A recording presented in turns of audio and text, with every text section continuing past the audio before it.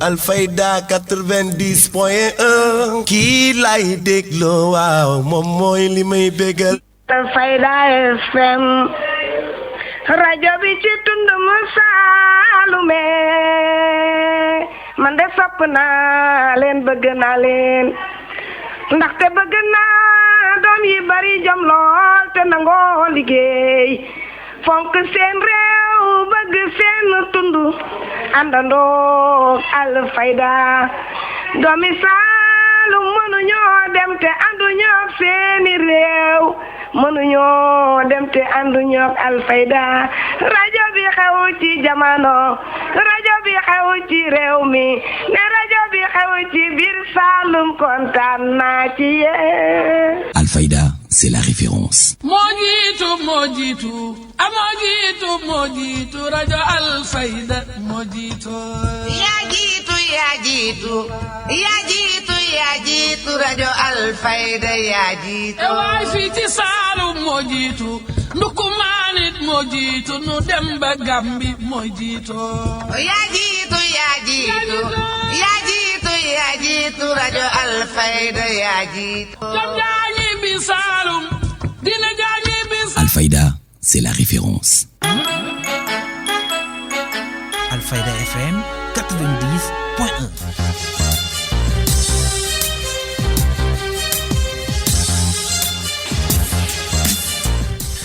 De Passy à Amdalaï, il est 12h et vous avez fait le bon choix. Nous sommes ensemble pour une demi-heure d'information. Si vous nous rejoignez dans l'actualité de ce mardi 16 janvier 2024, c'est l'heure du journal dont voici les titres. Le syndicat des travailleurs du secteur de l'eau, SATES et le groupe Suez ne parlent pas le même langage. Les raisons, selon le secrétaire général du SATES, Oumar Ba, un groupe de secrétaires généraux tente d'imposer contre la volonté de la majorité des travailleurs. Il lance un appel au directeur général Maguette Niang de revenir à la raison en procédant à des nominations basées sur la compétence et non sur le népotisme. Vélingara, les membres de l'association départementale des adjoints au maire du département ne sont pas du tout contents. Face à la presse, ils ont déploré l'écart qui existe entre eux et les maires dans le cadre de l'augmentation des indemnités. Pour eux, ils sont laissés en rade. Ils pensent que les indemnités doivent être revues à la hausse. Vélingara, Yacoub Fall nous en parlera. Et puis, il aurait eu 67 ans le 31 janvier prochain. Guedel Mbouch Boursaloum, un homme qui a longtemps œuvré pour le développement de la culture à Kaolack, a été inhumé hier depuis l'annonce de son décès. Mardi, les témoignages n'ont pas tardé à l'endroit de l'initiateur et promoteur du Festival du Rire de Kaolack. Ndeye Fatou Sissé a pu s'entretenir avec l'ancien président de l'ARCOS de Kaolack. Sur l'international, le président sortant du Libéria, George Weah, a affirmé n'avoir aucune intention de se représenter à la tête de son pays, tirant un trait définitif sur la présidence après sa défaite électorale. Et puis sport, entame de CAN, idéal pour le Sénégal, vainqueur logique d'une Gambie désarmée. Les Lions rassurent et peuvent aborder le choc de la deuxième journée face au Cameroun avec le plein de confiance. La revue des quotidiens, dernière note de ce journal, mettra un terme à ce 12h. Mesdames et messieurs, gardez votre confort d'écoute. Le développement, c'est dans une poignée de secondes. Le journal Serigne Moussa Kane. Devant ce micro, Serigne Gueye assure les opérations techniques. Mesdames et messieurs, bonjour et bienvenue. Le syndicat des travailleurs du secteur de l'eau, SATES et le groupe Suez ne parlent pas le même langage. La raison, selon le secrétaire général du SATES, Oumar Ba, un groupe de secrétaires généraux tente d'imposer contre la volonté de la majorité des travailleurs. Ce point de presse intervient dans un contexte marqué par le mécontentement généralisé des travailleurs de CNO et une perte financière de l'entreprise qui cumule à plus de 15 milliards depuis son démarrage en janvier 2020. Le grain d'espoir qu'avait suscité la prise de fonction de M. Maguette Niang, directeur général de CNO en juillet 2023, s'est malheureusement transformé en un torrent de désillusion. Ce dernier s'illustre en effet par une gestion caractérisée par un cumul de contre-performances, du népotisme à outrance et la détérioration du climat social au sein de l'entreprise. Ainsi donc, après 4 années et 12 jours depuis le démarrage de CNO, nous voilà une fois de nouveau réunis pour partager avec vous quelques points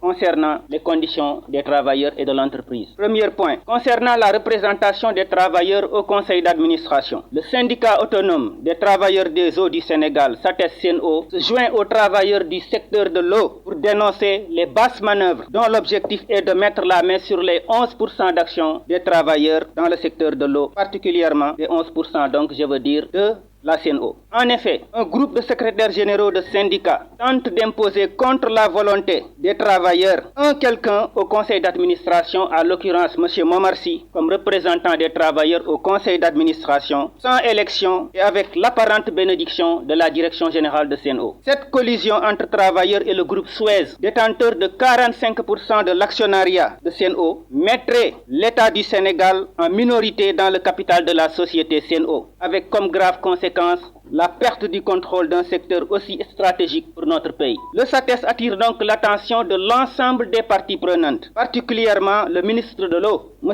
Serigne Mbaye Thiam, du directeur général de FONSIS, M. Abdoulaye Sarr, sur les risques de connaître, de reconnaître ou de cautionner cette désignation sans passer par le vote des porteurs de parts qui seuls sont légitimes à élire leurs représentants au conseil d'administration de CNO, comme le stipule le protocole d'accord du 14 juillet 2021 en vigueur et signé entre les différentes parties au niveau de la Direction générale du travail et de la sécurité sociale. Le SATES appelle donc la Direction générale de CNO au respect du protocole d'accord en vigueur et à l'organisation d'élections pour un choix libre et démocratique du représentant des travailleurs du secteur de l'eau au conseil d'administration. Selon toujours Oumar Ba, le secrétaire général du SATES lance son appel au directeur général de CNO, Maguette Niang, de revenir à la raison en procédant à des nominations basées sur la compétence et non sur le népotisme. Réécoutons-le.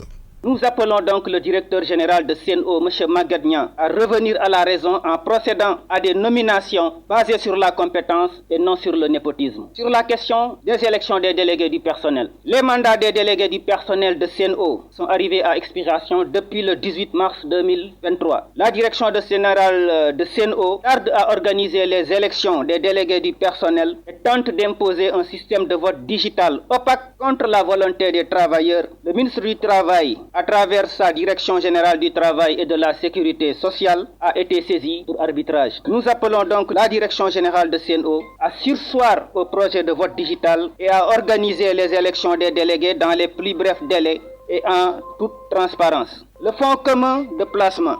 Depuis janvier 2020, la CNO ponctionne illégalement le salaire du personnel au titre de cotisation sur le fonds commun de placement, sans toutefois le reverser dans ce fonds. Ainsi, après avoir versé la cotisation au titre de la capitalisation dans les actions de CNO avec le fonds 6, nous demandons le remboursement intégral des cotisations individuelles retenues dans le salaire du personnel et non reversées au FCP-SDE. En outre, nous demandons aussi l'arrêt immédiat des cotisations au titre du FCP-SDE avant d'entreprendre une quelconque réforme de ce FCP. Donc, pour conclure, nous rappelons que le SATES, syndicat autonome des travailleurs des eaux du Sénégal, avec la CSA, la Confédération des syndicats autonomes du Sénégal, restera engagé dans la défense des intérêts des travailleurs et travailleuses de CNO et aussi globalement de tout le secteur de l'eau. Merci à Aaron Niang qui a recueilli tous ces propos pour nous de direction Vélingara.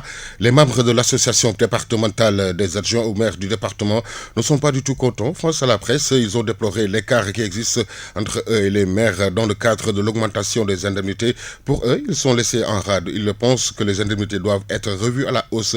Vélingara, la correspondance de Yacoub Fall.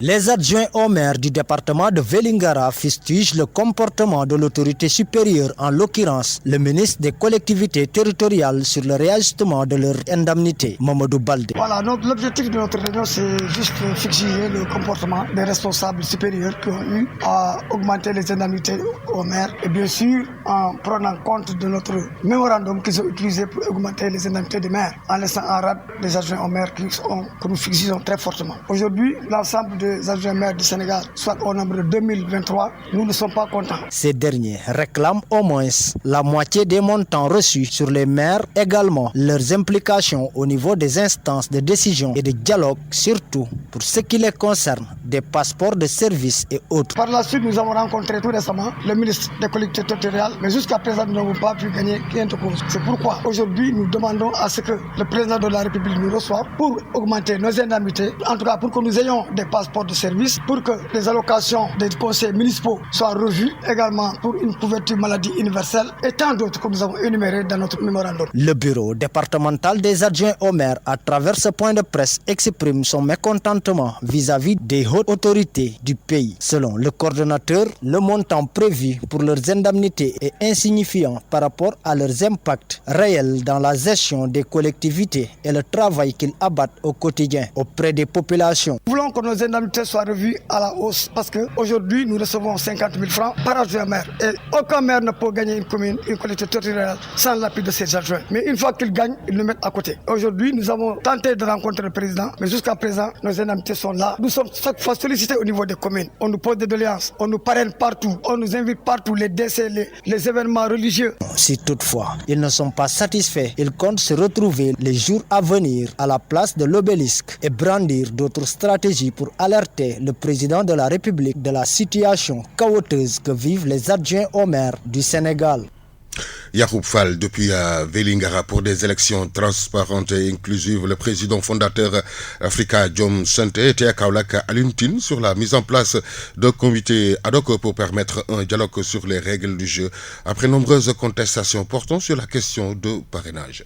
Kaolack, c'est une étape très importante de la campagne que nous sommes en train de mener pour des élections transparentes, des élections crédibles et des élections inclusives. C'est une étape importante parce que nous venons au moment où la liste des 21 candidats éligibles a été publiée par le Conseil constitutionnel. Et également, au terme, bien sûr, de cette publication, il y a également beaucoup encore de contestations. Il y a des contentieux en cours. Donc cette période, elle est extrêmement importante pour réussir, aller avec succès vers une élection qui soit transparente, crédible et inclusive. Pour cela, nous nous invitons et nous sommes en train de travailler avec un comité ad hoc pour permettre un dialogue pour qu'on s'accorde sur les règles du jeu. Parce qu'il y a beaucoup de contestations portant sur la question du parrainage, portant également sur la question du fichier électoral. Il est bon qu'au dernier galop que les gens s'accordent pour dire nous sommes d'accord sur ce fichier parce qu'il est stabilisé, parce que ce fichier électoral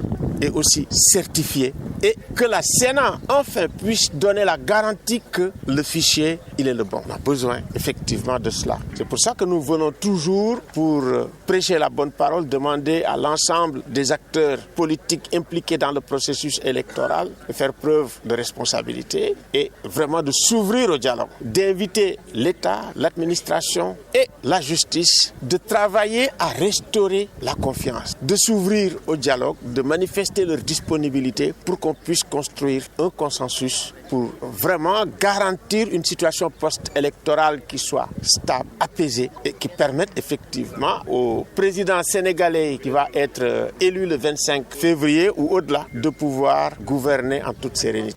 Selon Aluntine d'Africa Jom Santé, il faut absolument une interaction entre les candidats et les organes de régulation pour restaurer la confiance. Réécoutons le président fondateur d'Africa Jom Santé, Aluntine.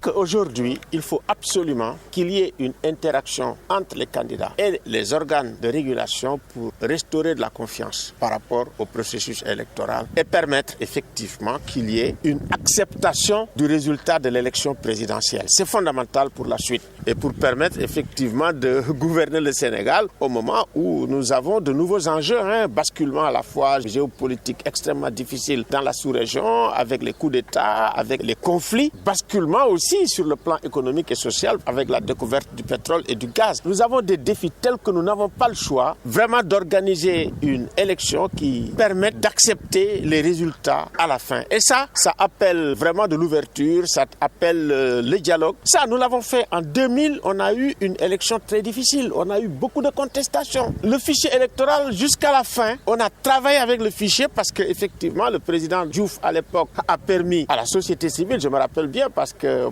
on était pratiquement les observateurs à l'époque et on a fait également aussi la médiation entre Diouf et Wade à l'époque. Il y avait une disponibilité qui a permis, avec le dialogue, jusqu'à la fin, vraiment, d'auditer le fichier électoral. Et c'était même le Forum civil qui était chargé de l'audit du fichier électoral à l'époque. Donc, il n'est jamais trop tard vraiment de construire un processus consensuel. Surtout, maintenant, c'est les derniers mètres. Et on est arrivé difficilement au résultat auquel on est parvenu. Il faut bien le reconnaître. Avec une aventure qui a quand même laissé des vies, où nous avons beaucoup de gens qui sont aujourd'hui en prison. Donc, nous avons besoin de sortir de cette aventure avec sérénité, de sortir apaisé, de sortir vraiment en accord avec les règles. Et pour cela, nous estimons qu'il est indispensable vraiment qu'il y ait un dialogue.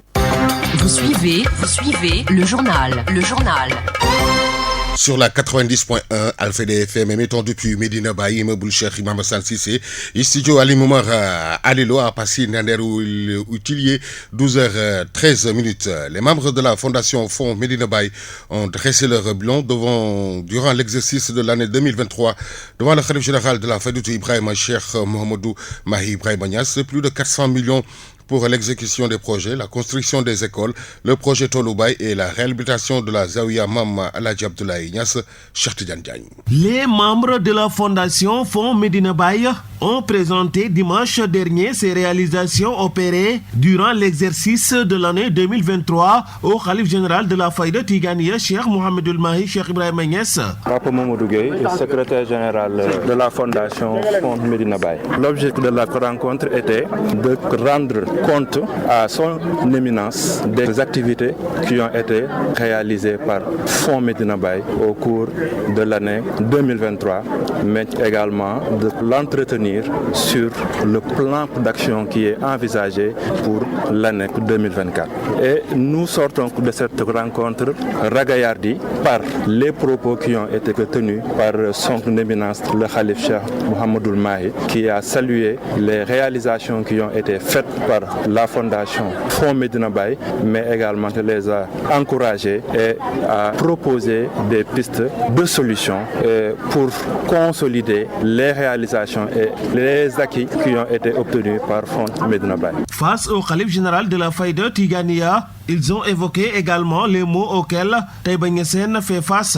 Le Khalif également a rappelé l'importance qu'occupent les autres sites symboliques de la Fayda, notamment Taïba Niassène, mais également Kosi, qui est le berceau de la Fayda Tiganiya et qui vraiment mérite d'être revu, mais également d'être pourvu en infrastructures qui apporteront des meilleures conditions de vie et d'existence à sa population. Pour rappel, le fonds Medina Baye a s'acquitté environ plus de 400 millions de nos francs CFA pour l'exécution des projets tels que la construction des écoles, l'appui des populations lors de la Covid-19, le projet Tolbaï et la réhabilitation de la Zawiya de Mam Aladji Abdoulaye Niass le Grand. Cheikh Tidiane Diagne, le secrétaire général de la fondation Fonds Medina Baye, Pape Mamadou Gueye, sur l'extension de la ville sainte, le Khalif Cheikh Mohamedou Mahi Ibrahima Niass les a suggéré de l'accompagner pour la réhabilitation de ce projet qui lui porte à cœur. Serigne Pape Mamadou Gueye au micro de Cheikh Tidiane Diagne. L'extension de Medina Baye également a été abordée par le Khalif Cheikh Mohamedou Mahi et a suggéré que Fonds Medina Baye y réfléchisse pour l'accompagner dans la réalisation de ce projet-là qui lui porte à cœur. Et Fonds Medina Baye a pris bonne note et reviendra au Khalif avec des propositions concrètes pour mettre en œuvre cette vision-là. Il a présenté pas mal de suggestions que la fondation Fonds Medina Baye a bien pris en compte et à travers une conférence de presse qui sera organisée très prochainement, la fondation Fonds Medina Baye fera une déclaration qui sera beaucoup plus exhaustive pour prendre en charge les suggestions qui ont été faites par son éminence, le Khalif Cheikh Mohamedou Mahi Khadimoul Oumma. Donc en résumé, nous projetons pour d'autres réalisations qui seront la fierté de la Khadra de Maulana Cheikh Saint-Elhadji. Vous avez parlé aussi de l'emploi des jeunes. Oui, effectivement. D'ailleurs, c'est une suggestion même du Khalif qui a suggéré à Fonds Medina Baye d'explorer les voies et moyens pour trouver des solutions aux problèmes de l'emploi des jeunes au Sénégal en général, mais également de notre communauté en particulier. Des suggestions faites par son éminence Cheikh Mohamedou Mahi Ibrahima Niass, le président de la commission sociale Cheikh Ibrahima Niass Di Bayadi, sur la remise de l'équipement à l'Union islamique africaine. Le matériel est estimé à toute heure de 3 millions pour la bonne marche du bureau.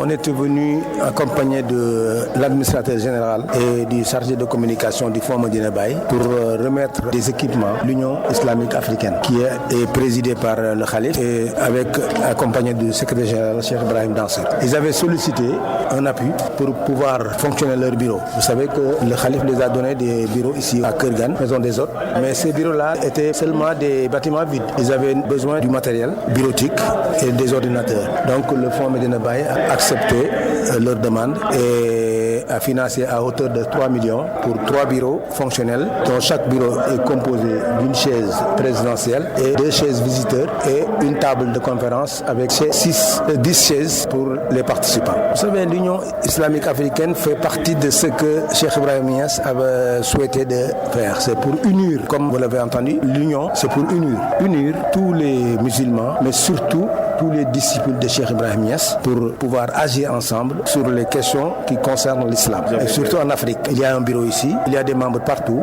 Là où il y a les disciples de Cheikh Ibrahim Niasse, il y a des membres. Nigeria, Mauritanie, Mali. Ils ont des représentants partout, mais il est dirigé par le Khalif. Puisque je lui ai donné des recommandations pour qu'il fasse tout, pour que tout le travail se fait de manière transparente et de manière démocratique. Puisqu'on lui a donné une confiance de secrétaire général. Qui dit secrétaire général, c'est quelqu'un qui dirige. Il est venu, il n'a qu'à faire tous les efforts possibles pour que cette tâche qu'on lui a confiée soit méritée. L'actualité régionale, nationale, c'est sur Alfayda FM 90.1. Vous nous suivez également sur le www.radioalfayda.net. L'info se poursuit. État généraux du sport à Kaolack. La cérémonie a été présidée par le premier magistrat de la ville, Serigne Mboup, et la problématique du financement constatée au niveau national selon l'inspectrice régionale des sports, Aline Badara Diop. La cérémonie de l'ouverture des assises du sport a eu lieu ce week-end à la salle de délibération de la mairie de Kaolack-Ndangan, sous la présence du maire de la commune de Kaolack-Ndangan, M. Serigne Mboup, qui apprécie bien cette initiative et compte les accompagner. Nous souhaiterons faire Kaolack une ville sportive et une ville que ce sera locomotive pour le sport du Sénégal parce qu'il est ça c'est la commission sportive de la mairie qui ont pensé à ça depuis longtemps. Je pense que ça devait se passer l'année passée. Cette année-là, non, au début de l'année 2023, avec quelques retards qu'on l'a fait cette année-là, mais je pense que rien n'est trop tard. Je pense que nous, pour l'exécution, ce qu'ils demandent, je pense qu'à la sortie de leur réflexion, il y aura 2 parties, la mairie et l'État. Mais la mairie aussi est le représentant de l'État et c'est la mairie, c'est son devoir d'accompagner et de pousser et de faire une plaidoyer au niveau de l'État. Mais ça, nous pensons qu'ensemble, avec les personnes de bonne qualité que j'ai vues ici, nous allons le faire. Pendant ce temps, l'inspectrice régionale des sports de Kaolack, Mme Khadidjon, souligne la problématique des financements constatés au niveau de notre pays. Aussi, au sortir de ces assises-là aussi, il faudra quand même parler du financement du sport. Parce que le financement du sport, on ne saurait tenir des assises, des journées scientifiques pour le développement, pour le devenir du sport kaolackois, sans pour autant quand même s'épancher sur la question du financement. Nous tous, nous savons que jusque-là, le financement du sport pose problème, aussi bien au niveau national et a fortiori au niveau local. Et là, je peux oser affirmer qu'à part les fonds de dotation, les fonds d'équipement qui sont octroyés aux communes lors des débats d'orientation budgétaire, pratiquement le sport ne bénéficie pas, en tout cas, d'un très grand nombre de crédits qui lui est accordé. Et par rapport à cela, très souvent, ce n'est pas seulement le cas spécifique de la région de Kaolack, mais nos collectivités publiques territoriales sont confrontées à des difficultés dans la mise en œuvre de leurs compétences transférées. Une cérémonie présidée par le préfet du département de Kaolack, le maire de la commune de Kaolack et la présence des acteurs du sport de la région de Kaolack. Lors de ces assises, beaucoup de propositions ont été soulevées pour pouvoir relever le niveau du sport dans la région de Kaolack-Ndangan. À cette occasion, le maire Serigne Mboup a dressé un bilan de l'équipe municipale sur les 4 terrains de football financés par la mairie et bientôt la reprise du stade municipal. Serigne Mboup au micro de Aline Badara Diop. Aujourd'hui, j'ai assisté à l'ouverture de l'assise ou bien états généraux de l'esport. Moi, j'ai dit que l'esport, c'est productif. Partout dans le monde, dans les pays développés, l'esport autofinance. sport finance même les banques. Parce qu'il y a des infrastructures de qualité, il y a la compétence, le public vient nombreux et les sponsors le suivent. Et en même temps, nous, en tant que mairie, nous devons aider les sports pour que les sports soient la locomotive sociale et locomotive aussi pour encadrer les jeunes et en même temps donner une bonne image pour le pays et notre région. La mairie de Kaolack, depuis qu'on est là en 2022, nous avons mis beaucoup de programmes. Ce n'est pas des promesses mais des réalisations qui vont finir. Nous avions trouvé un stade municipal qui était bien fait, l'idée, mais ne répondait pas aux normes de sécurité. On a réglé ça et je pense que les travaux sont démarrés et très bientôt nous allons le livrer. Nous avons aussi mis un budget pour 4 terrains de football que normalement devrait être terminé en décembre, mais compte tenu des retards des entreprises, ça a été repoussé, mais très bientôt, je pense qu'en 2024. Et en même temps, nous avons mis, comme d'habitude, 70 millions, parce que d'habitude c'était 35 millions pour soutenir les ASC et les clubs et les ligues.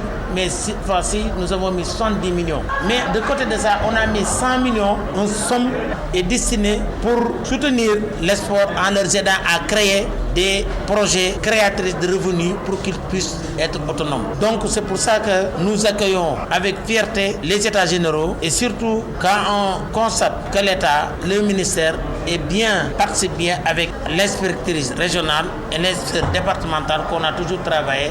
Restons toujours dans ce chapitre. L'inspectrice régionale des sports Khady Dione sur le sens de ces assises, c'est de pouvoir produire un document avec des orientations stratégiques pour permettre à l'équipe municipale de les exécuter. Khady Dione au micro d'Aline Badara Diop. Mais moi, ce que je constate, avant même de venir à Kaolack, moi je suivais de très près le sport ici au niveau kaolackois. Et quand même, pour un petit rappel historique, Kaolack a toujours joué un grand rôle dans le sport sénégalais. Et on a souvent entendu parler, et jusqu'à présent, de l'ASC Saloum, de l'ASC Mbossé aussi, vous voyez bien. L'ASC Saloum, si je ne me trompe pas, c'est une ASC qui évolue à l'heure actuelle dans la Nationale 1, n'est-ce pas? Voilà. Et peut-être même c'est une ASC qui a déjà fait son entrée dans le professionnalisme. Vous voyez bien. Et il n'y a pas que le football aussi. Concernant les autres disciplines sportives, collectives, le basketball, le handball, le volleyball, de même que les sports de combat, quand même, la commune de Kaolack, la ville de Kaolack, ils jouent un rôle très prépondérant. Il y a beaucoup de clubs qui évoluent ici au niveau de cette commune-là et qui ont eu quand même à produire des athlètes de haut niveau et qui ont su quand même défendre les couleurs du Sénégal sur le toit de l'Afrique et des fois même sur le toit du monde.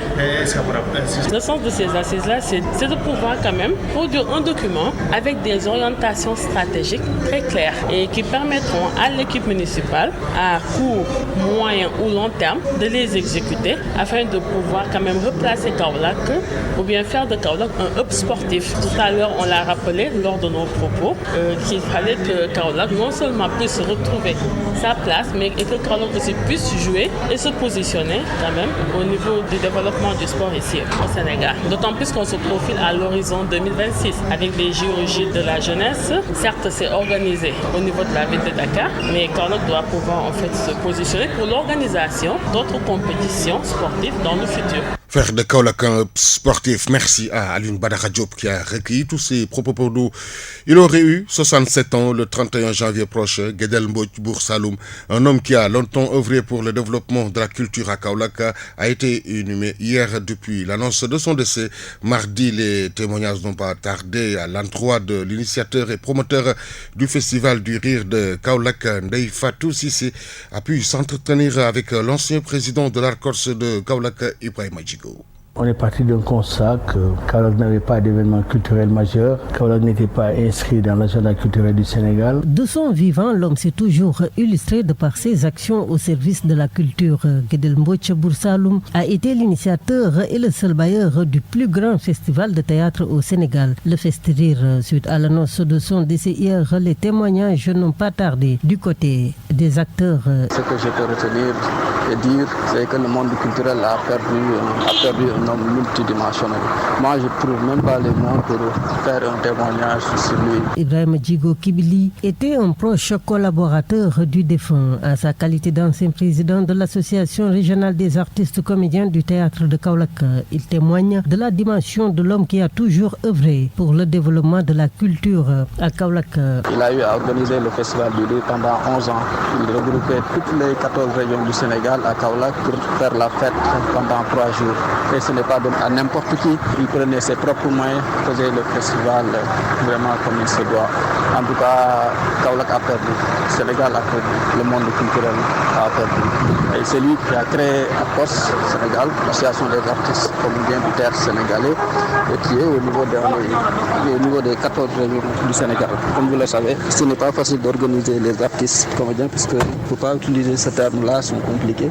Mais lui, il avait réussi vraiment à fédérer, à organiser les artistes qui se retrouvent dans une association qui s'appelait ARCOS. Il y a 1 an de cela, j'ai eu à organiser un sargal pour lui rendre hommage pour le service rendu, tout ce qu'il a fait pour la culture. C'était son souhait que l'ARCOS prenne le festival du Rire de Kaolack. On l'a organisé l'année dernière. Devant lui, il était malade, mais il avait tenu à assister à ce festival-là. Les 3, 4 et 5 avril, nous sommes en 2003. Kaolack abritait la première édition du Festival du Théâtre et du Rire. Son initiateur et promoteur Guedel Mbouch voulait ainsi relancer la culture à Kaolack.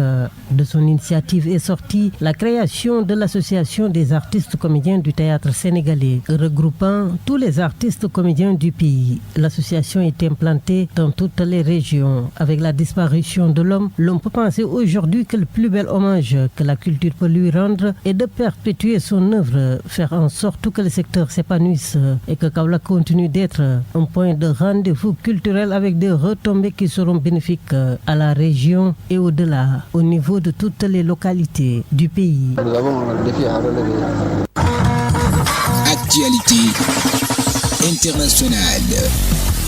Sur l'international, le président sortant du Libéria, George Weah, a affirmé n'avoir aucune intention de se représenter à la tête de son pays, tirant un trait définitif sur la présidence après sa défaite électorale. C'est une série de brèves réalisées par nos partenaires de la Voix de l'Amérique. Le secrétaire américain à la défense Lloyd Austin est sorti de l'hôpital 2 semaines après y avoir été admis pour des complications consécutives à un traitement contre le cancer de la prostate, a déclaré le Pentagone dans un communiqué. Lloyd Austin, 70 ans, a été hospitalisé le 22 décembre au centre médical National Walter Reed avant d'être de nouveau admis le 1er janvier à cause de complications. Actualité internationale. Les Américains observent ce lundi le Martin Luther King Day. Il s'agit d'un jour férié fédéral marquant l'anniversaire de Martin Luther King Jr. Il est commémoré le 3e lundi de janvier de chaque année. Actualité internationale. Le président élu de Taïwan, Lai Ching-te, remercie les États-Unis pour leur soutien lors d'une rencontre ce lundi avec une délégation américaine. Pékin a réagi immédiatement pour s'opposer à tout échange officiel entre Taipei et Washington. L'ex-chef d'état-major de la gendarmerie du Burkina Faso, le lieutenant-colonel Evra Somda, a été enlevé dimanche à son domicile de Ouagadougou par des individus armés, selon une source proche de l'officier. Actualité internationale. Le président sortant du Libéria, George Weah, a affirmé n'avoir aucune intention de se représenter à la tête de son pays, tirant un trait définitif sur la présidence après sa défaite électorale il y a 2 mois. Rapporte ce lundi la presse locale, l'ex-star du football, élu président en 2017, mais battu en novembre 2023 par Joseph Boakai, à qui il laissera officiellement la place le 22 janvier, s'est exprimé sur son avenir auprès de fidèles à l'occasion du service religieux de l'église que fréquente ce chrétien évangélique en dehors de la capitale Monrovia. Les Comoriens ont voté dimanche lors de l'élection présidentielle. Le président sortant Azali Assoumani se disant confiant dans sa victoire. L'opposition, elle, dénonce des fraudes électorales. Actualité internationale. L'île Maurice a connu de premiers dégâts lundi à l'approche du cyclone Belal avec des voitures emportées par les eaux des bâtiments inondés et un front de mer submergé par les vagues. Le niveau d'alerte sur l'île a été relevé à 3 sur 4 possibles, quelques heures après que l'œil du cyclone a touché l'île voisine de la Réunion, faisant un mort. Après un communiqué du gouvernement, de nombreux salariés et fonctionnaires ont quitté leur travail à la mi-journée, mais se sont retrouvés pris au piège dans des rues inondées. Dans les prochaines heures, des pluies torrentielles et des rafales de vent pouvant atteindre 110 km/h sont attendues, ont indiqué les services météorologiques.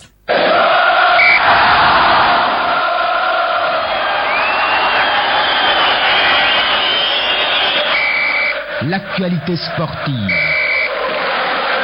Une page sportive que nous ouvrons avec la COCAN.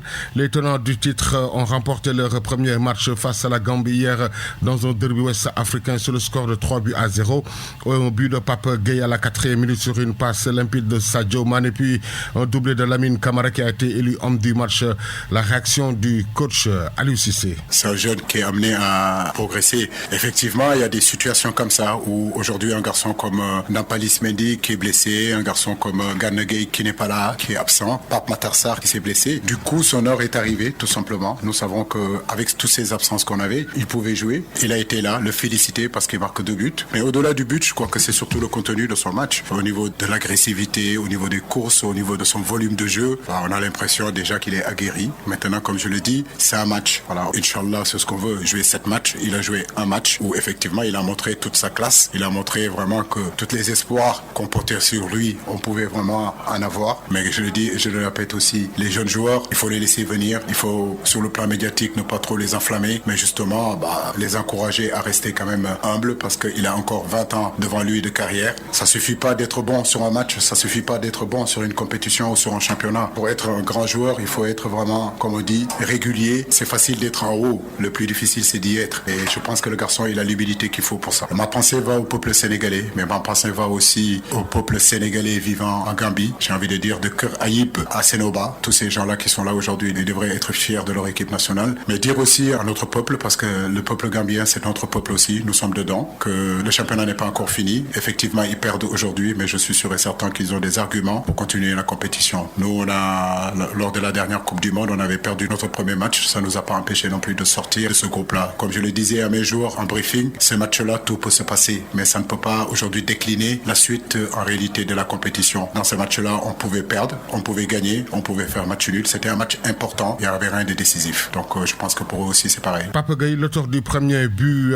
sénégalais, a aussi réagi dans la zone mixte. Non, c'est bon, j'ai compris. Non, je pense que voilà, moi j'ai beaucoup travaillé, j'ai pas beaucoup joué à l'Olympique de Marseille vu ma suspension, mais voilà, je suis resté concentré. C'est vrai que on a eu le match contre le Niger qui était très important pour l'équipe, notamment pour moi, pour ma condition physique. Mais voilà, aujourd'hui, je pense être prêt physiquement. L'importance après, c'est que l'équipe ait gagné ce match. Et après, moi, personnellement, je me tiens prêt, que je sois sur le banc ou que je rentre ou que je sois titulaire, je vais toujours me donner à 100%. C'est franchement de leçons. Je dirais pas de leçons parce qu'on était attentif. On savait que c'était un match compliqué parce que les matchs ici en Afrique sont très compliqués. Mais voilà, on est resté concentré et c'était l'objectif. Toujours dans cette poule, l'autre rencontre Cameroun et Guinée ont fait match nul 1 but partout. À 14h, Burkina Faso, Mauritanie, un autre derby ouest-africain. Tunisie, Namibie à 17h et Mali, Afrique du Sud à 20h. 8e de finale Coupe du Roi en Espagne. Getafe, Séville prévu à 19h. Atlético Bilbao, Alaves, Tenerife, Mallorca à 20h. En Angleterre, 3e tour FA Cup, Wolverhampton, Brentford à 19h30.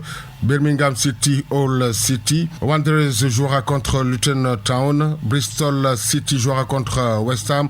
Flight jouera contre Newport Country. 20e journée Calcio italien. Juventus Sao Solo à 19h45. C'en est tout pour cette page sportive. La revue de presse.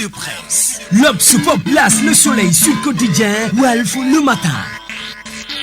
12h36, la revue des quotidiens parus ce matin, c'est l'affaire de Ngoni Ndiaye. L'entrée réussie des Lions du Sénégal à la CAN, commentée par la quasi-totalité des quotidiens parus ce mardi. Belle entame de CAN des Lions à la une du journal Le Soleil qui écrit « Un lion, ça rugit très fort, sa griffe et sa déchiquette sa proie ». Hier, face aux Scorpions à Gambien, les Lions de la Teranga ont montré qu'ils étaient les rois de la jungle, que le venin du scorpion, fût-il toxique, ne pouvait entraver en aucun cas la conquête d'une deuxième étoile après celle obtenue de haute lutte en 2022 au Cameroun. Selon le journal, sans trop forcer, l'équipe d'Alioune Cissé a honoré son statut de champion d'Afrique en s'imposant avec la manière 3-0 et celui de favori du tournoi.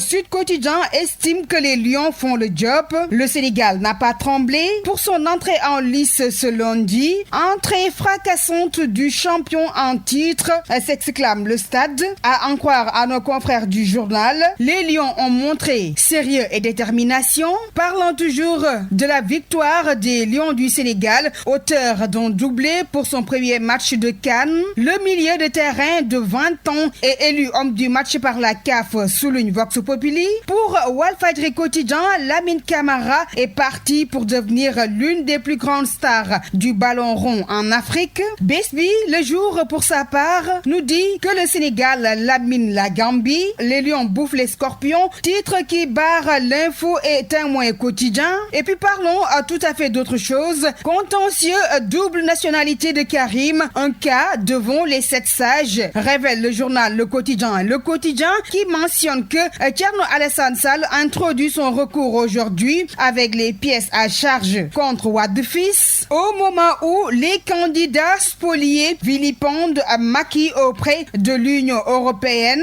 Et ceci pour dénoncer le système de vérification des parrainages, notons dans le journal Les Échos. Si les 900 000 Sénégalais qui seront privés de vote se dressent contre l'élection, elle ne se tiendra pas, rapporte toujours le même journal citant Bougane Gueye Dany. À nos confrères du journal de préciser qu'une tournée chez les religieux et une lettre adressée à Macky en perspective. Justement, en perspective de la présidentielle, la dépêche observe une ligne de fissure dans l'opposition. Cependant, 2 minutes pour lire l'essentiel déclare que Mimi pense à une vasectomie de Benno Bokk Yakaar. Restant toujours à ce chapitre, 44 recalés dont l'évidence internationalise le combat. La critique informe que Mimi, Bougane et compagnie ont saisi l'Union européenne. Valeur juridique superfectoire de l'attestation de la CDC. Dans Yor Yénikay, les professeurs de droit Sidi Alpha Ndiaye et Salif Sané démontrent la recevabilité de la candidature d'Ousmane Sonko, à lire en détail dans les colonnes du même journal. C'était tout pour la revue des titres.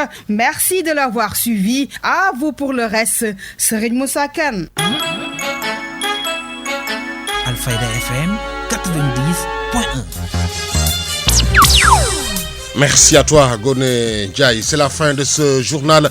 Une mise en onde de Serigne Gueye était devant ce micro Serigne Moussa Kane. Merci à toute l'équipe qui a permis à sa réalisation. La rédaction en chef a été assurée par Elhaji Ibrahima Gueye. L'info revient dans moins de 20 minutes. Ce sera en Wolof avec Ndeye Khady Sadio. Tout de suite, le rappel de ce qui a fait l'essentiel de ce midi. Le syndicat des travailleurs du secteur de l'eau, SATES, le groupe Suez, ne parle pas le même langage. Les raisons, selon le secrétaire général du SATES, Oumar Ba, un groupe de secrétaires généraux tente d'imposer contre la volonté de la majorité des travailleurs. Il lance un appel au DG Maguette Niang de revenir à la raison en procédant à des nominations basées sur la compétence et non sur le népotisme. Nous étions à Vélingara où les membres de l'association départementale des adjoints au maire du département ne sont pas du tout contents face à la presse. Ils ont déploré l'écart qui existe entre les maires dans le cadre de l'augmentation des indemnités pour eux. Ils sont laissés en rade. Ils pensent que les indemnités doivent être revues à la hausse. Vélingara, vous avez suivi la correspondance de Yacoub Fall. Il aurait eu 67 ans le 31 janvier prochain. Guedel Mbodj Boursaloum, un homme qui a longtemps œuvré pour le développement de la culture à Kaolack, a été inhumé hier. Depuis l'annonce de son décès, mardi, les témoignages n'ont pas tardé à l'endroit de l'initiateur et promoteur du festival du rire de Kaolack. Ndeye Fatou Sissé a pu s'entretenir avec l'ancien président de l'Arcorse de Kaolack, Ibrahima Djigo. En seconde partie, vous avez entendu l'actualité internationale, la page sportive et la revue des quotidiens.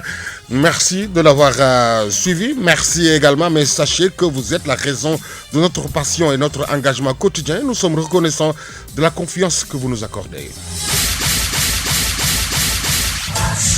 Le journal Serigne Moussa Kane.